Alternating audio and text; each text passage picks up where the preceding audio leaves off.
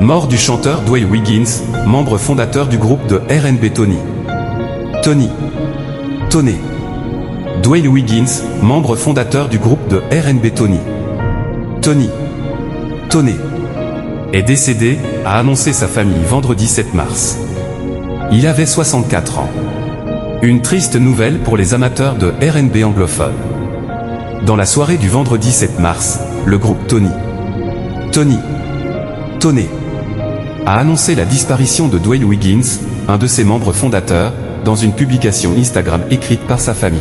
La publication précise que le musicien est décédé dans la matinée, entouré de sa famille, des suites d'un cancer de la vessie contre lequel il luttait depuis 1 an. Il avait 64 ans. La vie de Dwayne était incomparable, et sa musique a eu un impact sur des millions de personnes autour du globe. Il était guitariste, producteur, compositeur, philanthrope, mentor et membre fondateur de Tony. Todd. Il était profondément passionné par le développement d'artistes et le mentorat de jeunes musiciens émergents, contribuant à façonner les premières carrières de beaucoup d'entre eux, a écrit sa famille. Dwayne Wiggins, un membre du mouvement du New Jack Swing, est mort à 64 ans. Le musicien originaire d'Oakland, en Californie, avait découvert son amour pour la musique à ses 11 ans, alors qu'il apprenait à jouer de la guitare. Il a formé le groupe Tony.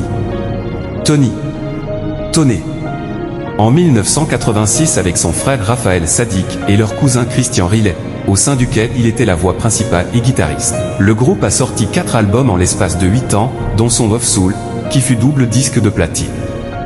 De quoi leur créer une place de choix dans le mouvement du New Jack Swing, fusion du R&B et du hip-hop. En tout, le groupe a récolté 5 premières places au classement Billboard Hot R&B Hip-Hop Song pour ses singles. Dwayne Wiggins avait travaillé avec les Destiny's Child et Alicia Keys.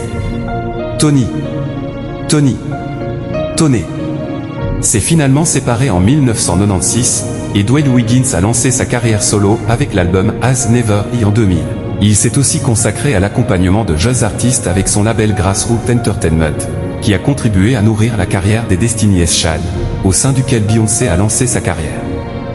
Wiggins a également travaillé avec Alicia Keys sur son album Diary of Alicia Keys, qui a été nominé aux Grammy Awards en 2003, pour produire If I Was Your Woman, Walk On By. Sur ce même album, Tony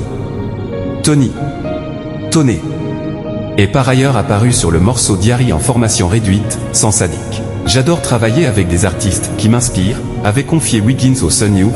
J'aime beaucoup quand je peux être fan d'un artiste et faire de la production. Car ce sont des moments dans lesquels des artistes se réunissent et s'expriment, et on peut voir quelle magie ils peuvent créer.